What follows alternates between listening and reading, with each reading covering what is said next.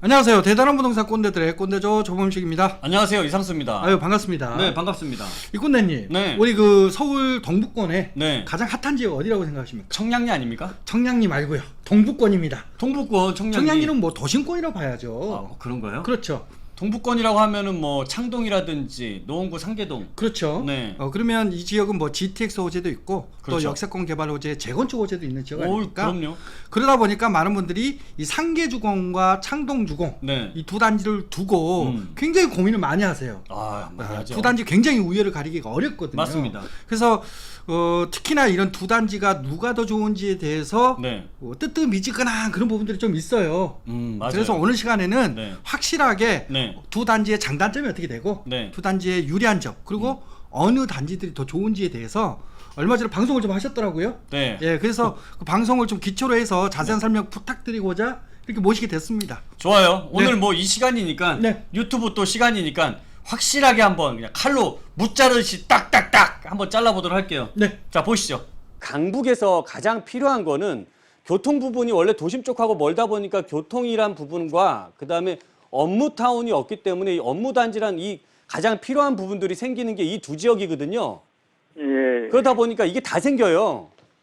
그래서 예. 이 지역은 어디가 더 좋다 나쁘다를 구분할 수는 없는데 저는 우리 시청자분께 창동 쪽으로 가는 게 더 좋겠다라고 저는 생각이 돼요. 네. 자, 왜 그렇게 보냐면 현재 서울의 우리 여의도나 목동, 압구정동 같은 지역은 현재 그 지역은 재건축을 진행을 하고 있거든요. 네. 네. 그런데 이 재건축을 진행을 하는데 이렇게 서울의 강남에서 재건축을 진행을 하게 되면 집값에 굉장히 영향을 많이 주잖아요. 네.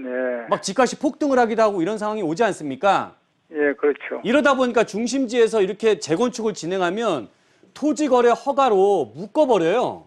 지금 풍선 효과를 받고 있는 지역이 어디냐면 여기 노원 쪽에 있는 아파트들이에요. 서울 안에서는 가장 많은 재건축 단지거든요. 예. 그럼 앞으로 시간이 지나서 여기가 가격들도 오르고 하겠죠. 재건축 네. 진행하게 되면은 여기도 토지거래 허가가 묶이지 않겠습니까? 예, 그렇겠네요. 그러면 여기가 노원 쪽이 다 묶이게 되면은 그러면 수요자들은 이쪽으로 내가 여기는 꼭 살아야 되는데 우리 시청자분도 지방에 계시지만 거주를 무조건 할 수 있는 건 아니잖아요. 그렇죠. 그러면 사람들은 거주 안 하고서 전세 끼고 살 수 있는 갭 투자 물건들로 사람들은 몰리겠죠.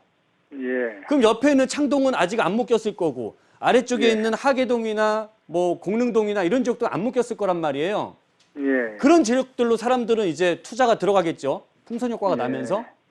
그러면 주변에 있는 지역들 중에서는 가장 호재가 많은 지역이 교통 호재가 있는 요 창동역이거든요. 잘 봤습니다. 네, 잘 봤죠. 근데 뭐 풍선 효과만 얘기하시고 풍선이 동그라니까 뭐 두리뭉실하게 이렇게 설명하신 것 같아서 네. 조금 저는 좀 답답한 좀 답변이었다 이렇게 생각이 들거든요. 어떻게 그래요? 생각하십니까?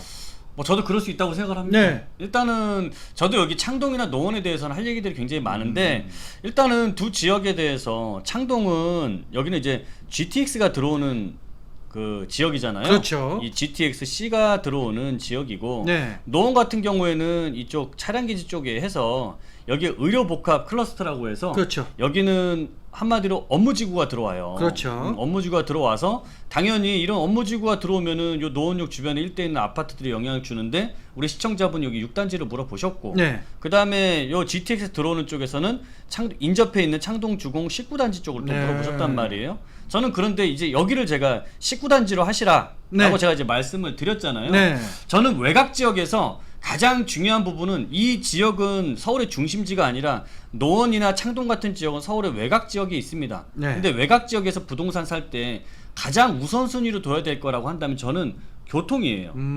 이 교통을 가장 먼저 우선적으로 봐야지 이게 지금 여기가 외곽인데 네. 우리 보면은 경기도나 수도권 지역도 마찬가지인데요. 저는 광교 지역들 보면 네. 광교도 테크노밸리라는 게 있잖아요. 그렇죠. 이런 업무지구라는 게 있어요. 네. 그럼에도 불구하고 이 테크노밸리가 만들어졌을 때 집값이 별로 안 올랐습니다. 근데 언제부터 본격적으로 뛰기 시작했냐면 광교에도 신분당선이 나오기 시작하면서 네. 교통이 만들어지기 시작하면서 가격이 본격적으로 뛰기 시작했고 네. 여기뿐만이 아니죠. 이 아래쪽으로 보면 동탄. 네. 동탄도 GTX, SRT 이런 것들 SRT가 개통하고 GTX 노선이 확정이 되면서 가격들이 높게 뛰기 시작했고 또 이것뿐만이 아니라 당연히 킨텍스, 일산 같은 지역도 GTX A 노선 착공이 들어가기 시작하면서 본격적으로 가격이 뛰기 시작했어요. 네. 근데 가격 뛴 게 거의 분양가 수준에서 거의 2배 이상 떴단 말이죠. 5억대 분양을 했던 게 15억이 돼 있으니까 네. 엄청나게 가격이 높게 뛴 게 바로 이 교통의 파급력이에요. 특히 이렇게 외곽 지역일수록 이런 게 굉장히 센 거고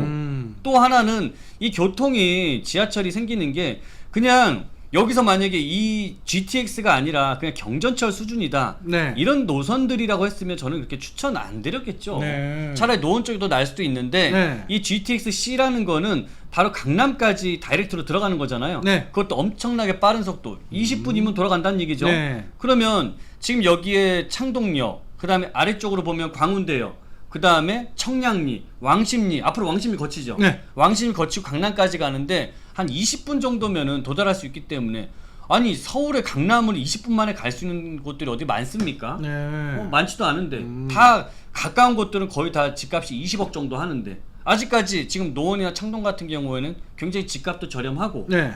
그러다 보니까 저는 이제 이 노원과 창동 다 괜찮지만 특히나 이 창동 쪽에 교통호재가 있는 지역이 창동이기 때문에 네. 그래서 저는 여기를 선택하라고 말씀드렸던 거예요.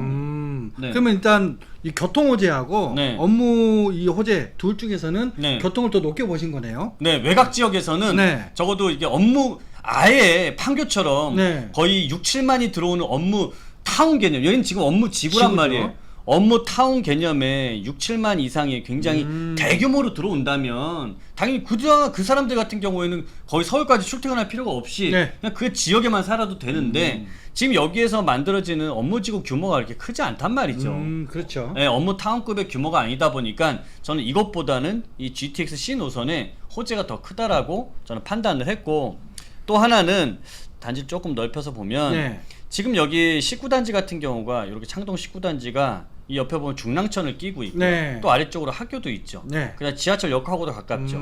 위쪽으로 상업지역 그다음에 문화시설들 만들어지는 거죠. 이 모든 것을 다 이용할 수 있는 단지가 19단지예요. 네. 그러다 보니까 향후에 재건축이 됐을 때는 이게 랜드마크 역할을 할 수 있는 단지고 네. 그렇죠? 이런 장점이 있고 지금 상계주공 6단지 같은 경우도 물론 굉장히 좋습니다. 뭐 노원 쪽에는 학원가도 되게 잘 돼 있는 지역이고요. 교육 여건이 되게 좋아요. 그 다음에 지금 현재 4호선이라든지 7호선 이용할 수 있잖아요. 그러다 보니까 강남이라든지 도심 쪽으로 들어온 접근성 굉장히 좋은 지역이에요. 또 이 노원 쪽이라고 한다면 거의 오래된 아파트들이 한 4만 8천 가구 정도가 되거든요. 이 단지가 한꺼번에 재건축을 시작한다면 얼마나 시장에 영향을 많이 주겠습니까? 이만한 강북 쪽에 대단지를 갖추고 있는 지역은 없어요.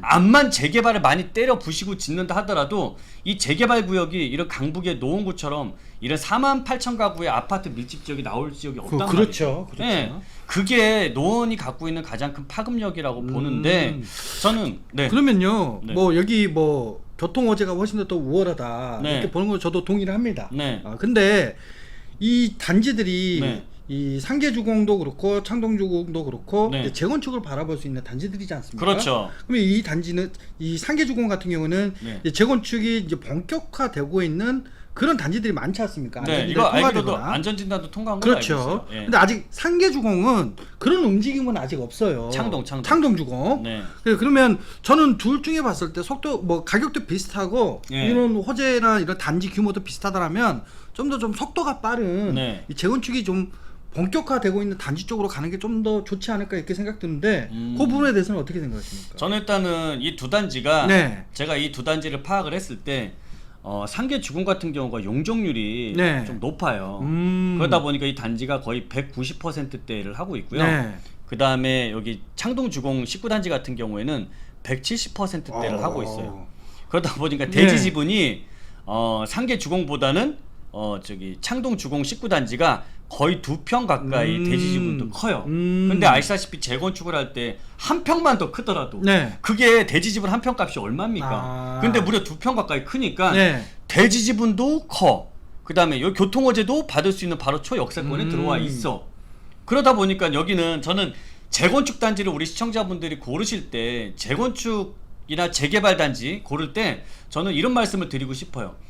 내 집만 재개발이나 재건축되는 게 중요한 게 아니라 여기에 플러스 해서 주변의 호재들 교통호재든 업무타운 호재든 이런 것들이 있는 지역이 우리 시청자분들이 고르셨을 때 재개발이나 재건축이 잘 안 되더라도 이런 업무단지나 교통호재로 인해서 가격이 또 올라갈 수 있거든요. 이 두 개가 다 같이 맞물리면 시너지가 훨씬 더 커집니다. 네. 그래서 우리 시청자분들이 다른 지역에 비해서도 더 수익이 더 크게 날 수 있는 거죠. 네. 아니, 상계주공도 190%면은 네. 굉장히 좋은 용적률인데 네. 실제로 더 좋네요. 여기는 170%니까. 그렇죠. 그럼 우리가 재건축에서 아까 말씀하셨던 이거 사업성과 네. 속도 측면에서 봤을 때 네. 속도가 조금 더 우리 상계주공이 조금 더 빠르긴 하지만 네. 사업성 측면에서 용적률이나 대지집은 좀 더 나은 창동 쪽이 더 좋다는 얘기죠? 네, 그렇죠. 아유, 이렇게 명확하게 설명해 줄 수 있는데 네. 방송에서 좀 이렇게 하시지. 지금 이거 설명한 것만 지금 7, 8분이에요, 이 양반아. 방송에서 그렇게 되기가 어렵죠? 저도 이렇게까지 막 드리면 정말로 좋겠지만 사실 시간적인 좀 제한도 있고요. 사실 다 어찌 보면은 도토리 키재기예요. 그렇죠. 서로 네. 뭔가 크게 좋다 나쁘다 이거 구분하기 사실상 굉장히 좀 어렵거든요. 근데 여기서 굳이 나누자면은 진짜 이런 용적률이라든지 네. 이 부분까지 다 나눠 본 겁니다. 맞습니다. 자, 이렇게 우열을 가리기는 어렵지만 이런 약간의 이런 차이 때문이라도 조금 더 유리한 지역을 가신다라고 본다면 네. 충분히 뭐 우리 이꼰대님 결론이 좋다고 저도 보네요. 그래 네. 이제 인정하시는 겁니까? 예, 맞습니다. 네. 알았어요. 자, 마무리 내용 아주 잘 들었습니다. 그래요? 네. 예. 자, 오늘 내용이 네. 좋으셨다면 구독, 좋아요, 알람 설정 부탁드리겠습니다. 다음에 또 더 좋은 내용으로 찾아뵙도록 하겠습니다. 감사합니다.